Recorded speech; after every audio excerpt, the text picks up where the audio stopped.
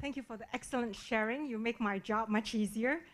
So I'm here to talk about how an application is assessed. Now, of course, these are assessment criteria. But before I go into it, I thought it would be good to just reiterate the intent of FDS and IIDS. So if you read the guidelines from the RGC, so FDS is intended to promote research to inform teaching, to enhance the professional development of our faculty members in the self-funded sector, to engage our students in research, and to discover new knowledge.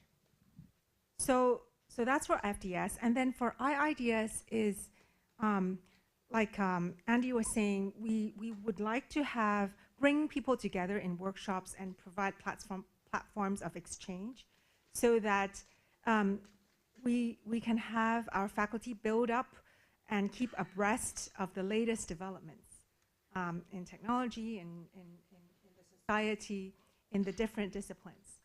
So with that intent of these two funding schemes, it is perhaps natural that we look at the assessment criteria accordingly.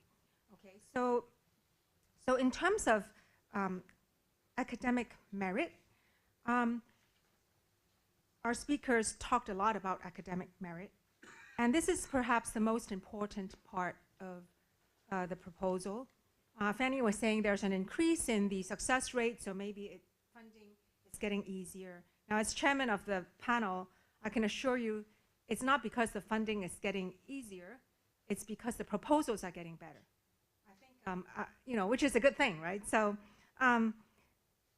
basically, one of the questions to ask, aside from picking a good topic, which is very, very critical towards the success, we also want to ask whether the research in this topic is going to lead to certain concrete, specifiable advancements in knowledge that perhaps can be transferred to teaching and learning. Because if you remember, I just mentioned, part of the FDS objective is to promote research to inform teaching, so that as we teach, as our colleagues teach, they can incorporate the latest and the greatest in their teaching. Right? So whether the research output from this project can advance knowledge, can be transferred into teaching and learning, and can create insights and values to the research community. And we're talking not only about the local research community, but the international research community. So that relates to the academic quality of the proposal. So as a reviewer, we are often asked, we have to, after reading the proposal, we have to write, what do you think are the strengths of this proposal? And what do you think are the weaknesses of this proposal? So it's actually quite a bit of, how should I say, a lot of intellectual assessment that is needed when we read a proposal, because at the end of the day, we have to write these comments. And as the research is conducted, we need to look at the research design and methodology. So just now, Alex and Fanny also talked about various aspects of a proposal. Now, at the end of the day, if you think about the whole process of writing a proposal, it actually forces you to think through a problem very clearly. How you're going to do it, what resources you want to get before you can do it, how much time you need according to this methodology, and therefore, how much manpower, how much equipment, and so on. So if you can think through a problem, you need to be able to express and state what is the problem that you're addressing. That's the problem statement. Where do you think is the end goal? Even if it's not a very specific, even if you cannot put your finger on the end goal, you can probably point towards a direction of the end goal. And how are you going to go from where you are, where we are now, the current status quo, where we are now, to where you believe will be a desirable end goal. So that will be the methodology, the research design and methodology. Okay, so once you can think through that very carefully, if you're able to verbalize and at least convince yourself clearly about this plan, a lot of other things fall into place. Okay, a lot of other things, including time frame, budget, manpower, equipment, all those will fall into place. So basically, I think the act of going through the whole template, the proposal template, is an exercise that forces you to clearly think through the problem and how you're going to do it. If you get the money, how are you going to do it? Okay, so that relates to later on we'll talk about feasibility. Okay, so let me try to move on a little bit first. Institutional commitment. There's actually a form you can see in the template that needs your institution to commit to your project. Contribution to academic and professional development, I talked about that. In fact, it's important for our colleagues to be able to conduct good research so that you stay abreast of the developments in the world, and you and that not only develops your career, it also helps develop your academic programs. You know, you update your course materials with your new findings and so on. So it actually contributes to academic development. Now, with regards to non-RGC funding from either the industry or the government, it's not a major concern, but it will be taken into consideration. So for example, I think Alex was saying that his institution very nicely have some seed grants. So a seed grant may not be a lot of funding, but it actually oftentimes allow you to test out the seed of an idea. That's why it's called a seed grant. And once you've tested out the seed of an idea, you probably become more confident, and you probably will find the design of your proposal in terms of the approach and the methodology clearer. But of course, if you don't have a seed grant, then one has to find other means, or even if you are doing desk research, or if you are trying to test out an idea, there are other ways to do it. Like you may want to create a student project, for example, and try to test out the seed of an idea. So once you have a feel of the problem, it becomes easier to write the proposal. Okay, so let's look into the academic quality or merit. We talked a bit about scientific and scholarly merit. So our speakers talked about the balance between theory and practice, and whether the RGC for our funding has any preferences between theory and practice. In fact, I would say there's no particular preference. I think in general, what the reviewers are looking for is a very solid proposal. Now, the question about why, if you write a proposal on so-called applied research, they ask for theory, it's because oftentimes when you're talking about applied research, you're talking about issues related to implementation. Now, any implementation should probably, because we're all academics here, it needs solid theoretical grounding. We talked about, I think Alex talked about foundation, the theoretical foundation. Why you choose a certain applied research, a certain way of implementation over other ways of implementation, is there a theoretical grounds that you do that, right? So it may not be part of your proposal per se, if your proposal is really one of an applied research proposal. The theory itself may come from diligent literature review. The theory may well come from other theoreticians' work, but that theory may justify the choice of your approach, in which case you need to bring that out. We talk about the motivation of your research problem, why it is worthwhile to do it, why is it important, why do you choose the way you propose to solve that problem. That will need theoretical grounding. Then we move on to track record, right? Track record is important. I think we actually look at the following. Given a proposal, given what the application proposes to do, the committee, the panel members will ask, do we think that this principal investigator is able to take the funding, put it to good use, and undertake the problem to solve it well? Okay, so that relates to track record. So that means we need to look at the credentials, the past experiences. It may be one of in academia, or it may be one in industry. The track record, the experiences, the connections of the research team. Now, I think Alex mentioned having co-investigators being his former PhD advisor or his schoolmates, etc. Those are all reasonable. The way to choose a co-investigator is not about personal relationship. The way to choose a co-investigator is when you have to tackle a problem that will involve aspects beyond your own core expertise, then you choose a co-investigator whose experiences complements your expertise, so that together the panel will see a strong team with the full spectrum of expertise to undertake the problem.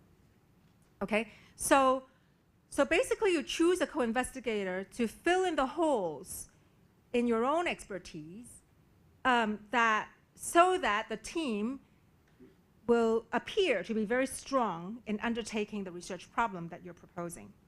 I think that really resonates with what Fanny was saying.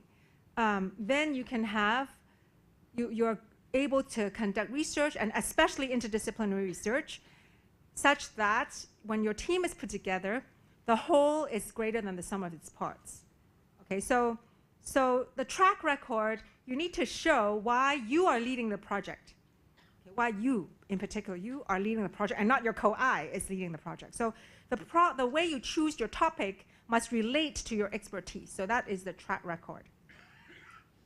And of course, for junior academics, there is actually an item in the review form. We do pay attention whether the PI is a junior academic. Okay, so perhaps you can say that is indeed part of the consideration. I think a seasoned academic will be evaluated slightly differently from a junior academic.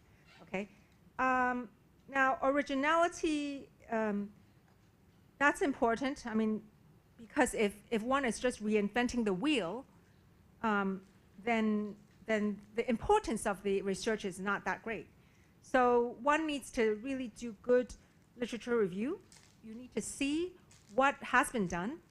And I think what Andy did was really good, because you want to look at what are the past projects that have been funded. You may not wish to propose another project that has recently been funded, because oftentimes, there are certain trends. And I think Andy highlighted some of the trends.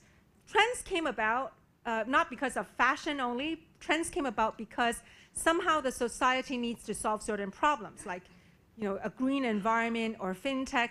Trends came about because the society is at a certain stage where there are a lot of unanswered questions, and we all need to put our heads together to answer them.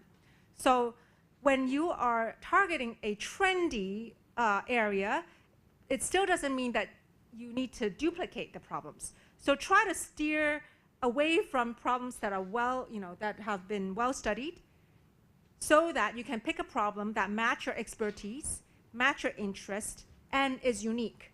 Right? If it's unique, then it becomes very convincing. Okay? And of course, there's also the issue of whether it's relevant to Hong Kong. That's a good thing. Whether it's relevant to society, that's an important thing.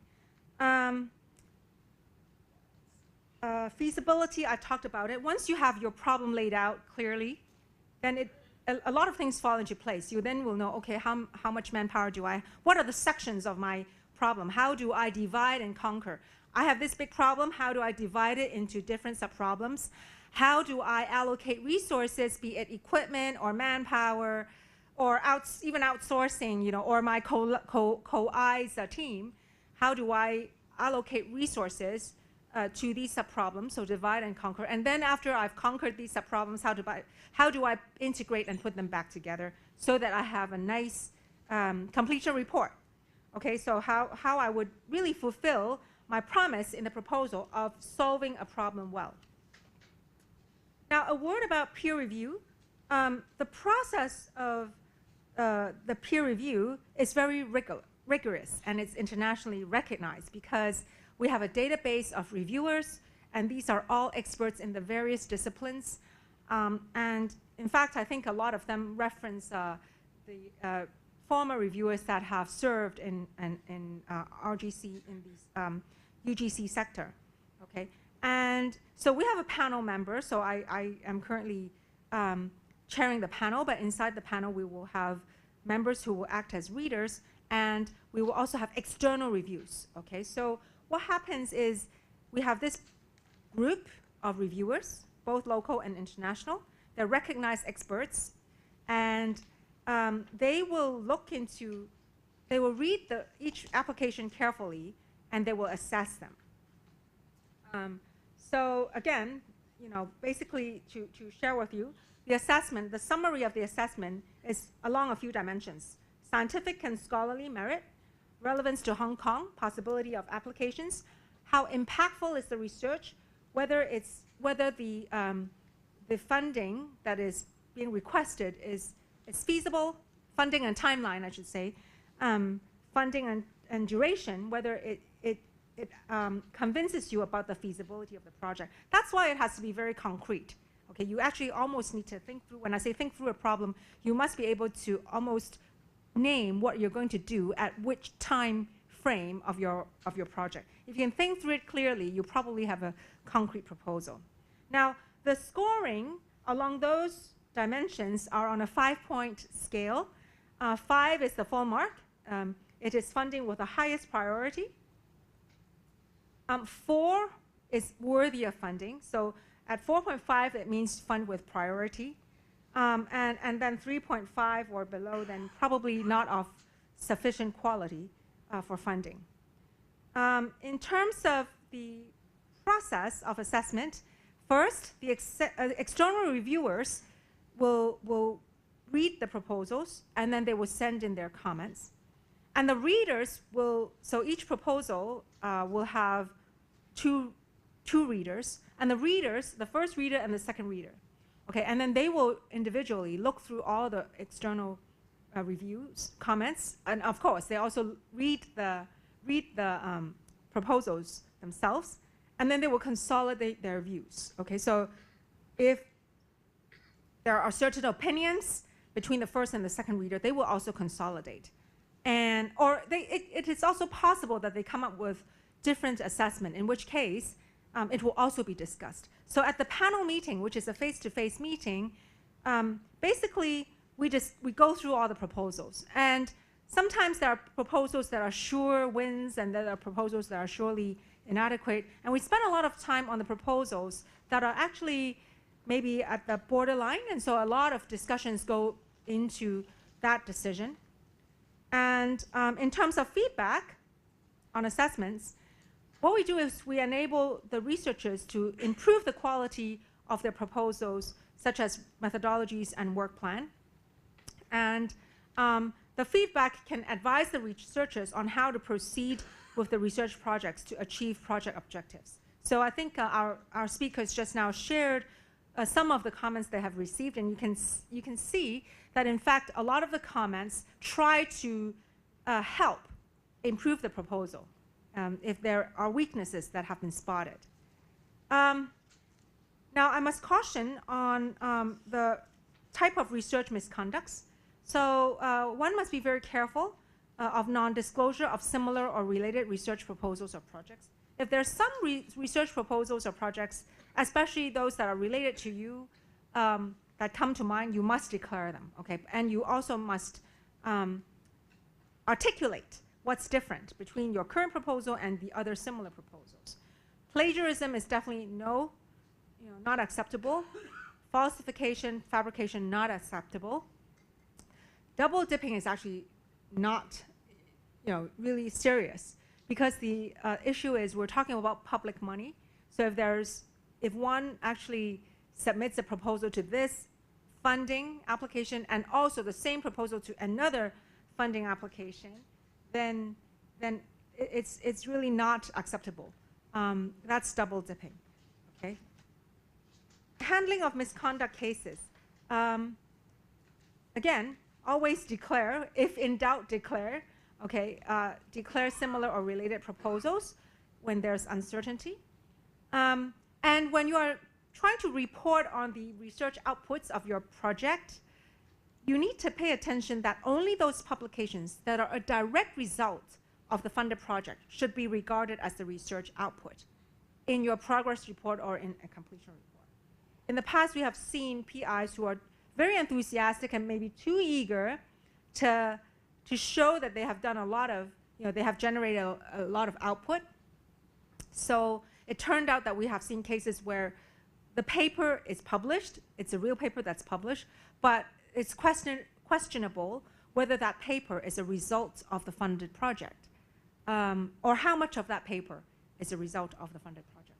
Especially when if we look at the paper and the acknowledgement section of the paper does not acknowledge the FDS, while it also acknowledges another grant, right? Which it would be even worse if it's also government money, like RGC money, right? Then it seems to be a case of double dipping. Are we applying to more than one grant to lead to the same research output? Or are we able to clearly articulate, which part of this research output is funded by which grant? So please devote sufficient thought to lay out what part of the research output belongs to your funded project and articulate it in the acknowledgement section in your publication. Okay. Now, if there are alleged misconduct cases, then upon the advice of the panel, it will warrant further investigation, and then it will be forwarded to the disciplinary committee. So there is a process of handling in misconduct cases. Oftentimes they are spotted by the reviewers or by the panel or by the readers. And then if there are questions, suspected improprieties, then the panel would actually seek the PI's representation, all right? That will request the PI to explain. And then this explanation is fed back to the panel, and the panel decides whether there is prima facie evidence about the misconduct, and if so, well, hopefully there isn't, in which case the case will be dismissed. But if there is such evidence, then the institution will need to conduct internal investigation and submit a report to the panel. And the case will be forwarded to the disciplinary committee for further investigation. And I think this is really this procedure is in place because RGC, as well as any one of us, has the duty and the responsibility to ensure that public money is put to just use, good use, reasonable use, and fair use. So that is why there is this is an important process. What penalty? That there is penalty. There will be warning letters, perhaps in the serious case plus disqualification of proposal and the related funding exercises, and sometimes in the most serious case, disqualification of the proposal and debarment from all research funding schemes administered by UGC or RGC in all capacities for up to 5 years. That would be really undesirable. So be very careful about making suitable declarations. If in doubt, declare. I mean, no one will blame you for declaring more, but at least you've declared. So there are guidelines that is available on the RGC website. Okay, so basically, do try to devote your efforts in submitting high-quality proposals. And if you are undertaking a funded project, then please ensure that there's effective management of the projects. There are deadlines to be met, especially the progress reports and the completion reports, and make sure that there is no unintended, well, both unintended and intended, but oftentimes, we are afraid that the so-called malpractice and unethical activities that leads to serious penalties is due to ignorance of certain ethical practices. So with that, I wish you all very successful proposal year. Okay, thank you very much.